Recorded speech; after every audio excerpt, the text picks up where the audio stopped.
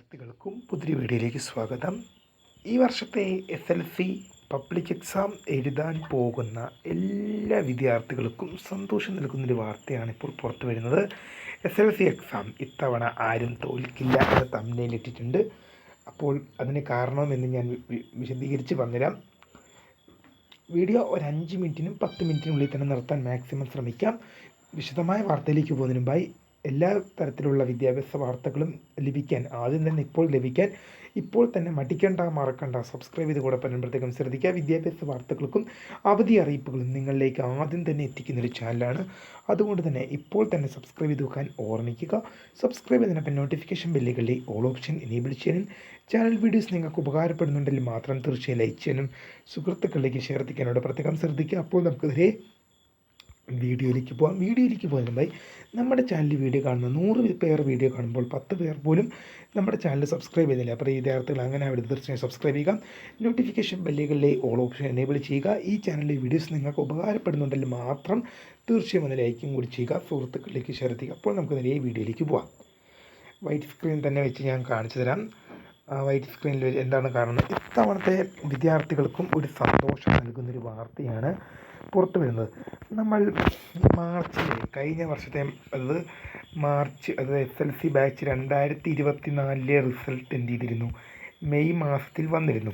അപ്പോൾ അതിനോടൊപ്പം പുറത്തു വന്നൊരു വാർത്തയാണ്, അടുത്ത വർഷം തൊട്ട് എന്ത് ചെയ്താണ്, ഇങ്ങനെ വെറുതെ ജയിപ്പിക്കുന്ന സമ്പ്രദായം നിർത്തി പകരം എന്ത് ചെയ്യുകയാണ്, മിനിമം മാർക്ക് നേടുന്ന വിദ്യാർത്ഥികൾ മാത്രമേ SLCയിൽ പാസ്സാവുള്ളൂ. അതായത് മുൻ വർഷങ്ങളിൽ 40 മാർക്കിൻ്റെ പരീക്ഷയിൽ ഒരു വിദ്യാർത്ഥി 5 മാർക്കും 80 മാർക്കിൻ്റെ പരീക്ഷയിൽ 10 മാർക്കും നേടിയെടുക്കുന്ന ഒരു വിദ്യാർത്ഥിയെ സംബന്ധിച്ച് ആ വിദ്യാർത്ഥി SLC പാസ്സാകുമായിരുന്നു.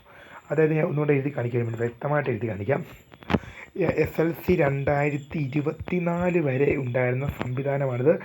40 മാർക്കിൻ്റെ എക്സാമിൽ 5 മാർക്കും 80 മാർക്കിൻ്റെ എക്സാമിൽ 10 മാർക്കും നേടുന്ന ഒരു വിദ്യാർത്ഥിയെ സംബന്ധിച്ച് ആ വിദ്യാർത്ഥി എന്ത് ചെയ്യുമായിരുന്നു?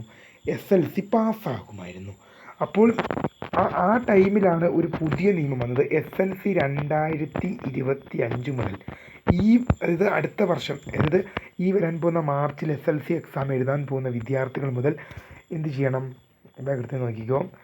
SLC 2025 അല്ലേ, 40 മാർക്കിൻ്റെ പരീക്ഷയിൽ 12 മാർക്കും 80 മാർക്കിൻ്റെ പരീക്ഷയിൽ 24 മാർക്കും പരീക്ഷയിൽ എഴുതി വാങ്ങുന്ന ഒരു വിദ്യാർത്ഥി മാത്രമേ എന്ത് ചെയ്യുകയുള്ളൂ? ഉപരിപഠനത്തിന്, അത് +1 പഠനത്തിന് യോഗ്യത നേടുകയുള്ളെന്ന് ഒരു തീരുമാനം വന്നിരുന്നു. അപ്പോൾ ഇതിലെന്താണ് വ്യത്യാസം? ഇതിലെന്താണ് വിദ്യാർത്ഥികൾക്ക് സന്തോഷം നൽകുന്ന ഒരു വാർത്തയെന്ന് ഇപ്പോഴായിരിക്കും പല വിദ്യാർത്ഥികളും ചിന്തിക്കുന്നത്. പക്ഷേ ഒരു ടെസ്റ്റ് വരാൻ കിടക്കുന്നേ ഉള്ളൂ. ഈ നിയമം ഇപ്പോൾ മാറ്റിയിരിക്കുന്നു. അതായത് ഈ നിയമം ഇപ്പോൾ എന്ത് ചെയ്തിരിക്കുകയാണ്? മാറ്റിയിരിക്കുകയാണ്. നിങ്ങൾക്കും എന്ത് ചെയ്യാൻ സാധിക്കും? മുൻ വർഷങ്ങളിൽ ഉണ്ടായിരുന്ന പോലെ SLC പരീക്ഷയിൽ 40 മാർക്കിൻ്റെ പരീക്ഷയിൽ 12ഉം 80 മാർക്കിൻ്റെ പരീക്ഷയിൽ 24ഉം എഴുതിയെടുക്കേണ്ട ആവശ്യമില്ല. അതുപോലെ തന്നെ പകരം എന്ത് ചെയ്താൽ മതി? സാധാരണ വർഷങ്ങളിൽ വർഷങ്ങളിലുള്ള പോലെ 40 മാർക്കിൻ്റെ എക്സാമിൽ 5 മാർക്കും 80 മാർക്കിൻ്റെ പരീക്ഷയിൽ 10 മാർക്കും ഇത്തവണയും എഴുതിയെടുക്കുന്ന ഒരു വിദ്യാർത്ഥി ഉപരിപഠനത്തിന് എന്ത് ചെയ്യും? യോഗ്യത നേടും. അതായത് ആ തീരുമാനത്തിൽ നിന്നും സർക്കാർ പിൻവലിഞ്ഞിരിക്കുകയാണ്. ആ തീരുമാനം വേണ്ട എന്ന് വെച്ച് സാധാരണ വർഷങ്ങളിലെ പോലെ തന്നെ എന്ത് ചെയ്യും? ഈ വർഷവും നടത്താൻ തീരുമാനിച്ചിരിക്കുകയാണ്. പൊതുവിദ്യാഭ്യാസ വകുപ്പ് അങ്ങനെ ഒരു തീരുമാനത്തിൽ നിന്ന് പിൻവലിച്ചിട്ട് ഈ വർഷത്തെ SLC പരീക്ഷ സാധാരണ വർഷത്തിലെ പോലെ നടത്താൻ തീരുമാനം കൈക്കൊണ്ടിരിക്കുകയാണ്.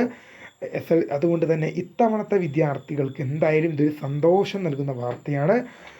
അതായത് ഇനി തോൽവി ശതമാനം, ഇനി ആരും തോൽക്കില്ല എന്ന് പറഞ്ഞാൽ തോൽവി ശതമാനം വളരെ കുറവാണ് SLC. നമ്മൾ എല്ലാ വർഷവും നിങ്ങൾക്ക് സംശയമുണ്ടെങ്കിൽ നിങ്ങൾക്ക് എന്ത് ചെയ്യാം? 2024ലെയും 23ലെയും 22ലെയും ഒക്കെ റിസൾട്ട് നിങ്ങൾക്ക് എടുത്തു നോക്കിക്കഴിഞ്ഞാൽ നിങ്ങൾക്കതിനകത്ത് കാണാൻ പറ്റുന്ന ഒരു കാര്യമാണ് 99.9% വിജയം, 99.8, 99.11, 99.7 എന്നൊക്കെ പറഞ്ഞ് എല്ലാ SLC പരീക്ഷയുടെ കാര്യമെടുത്താൽ SLC എക്സാമിൻ്റെ കാര്യമെടുത്താൽ എല്ലാ എക്സാമിലും എന്ത് ചെയ്യുന്നുണ്ടാവും, എല്ലാ വർഷത്തെ SLCയുടെ പബ്ലിക് എക്സാമിൻ്റെ റിസൾട്ട് വൈസ് നിങ്ങൾ എടുത്തു നോക്കിയാലും നിങ്ങൾക്ക് അവിടെ കാണാൻ സാധിക്കുന്നത് എല്ലാ വർഷവും എന്ത് ചെയ്യും, 99% മേലെ വിജയവും ഉണ്ടാകും.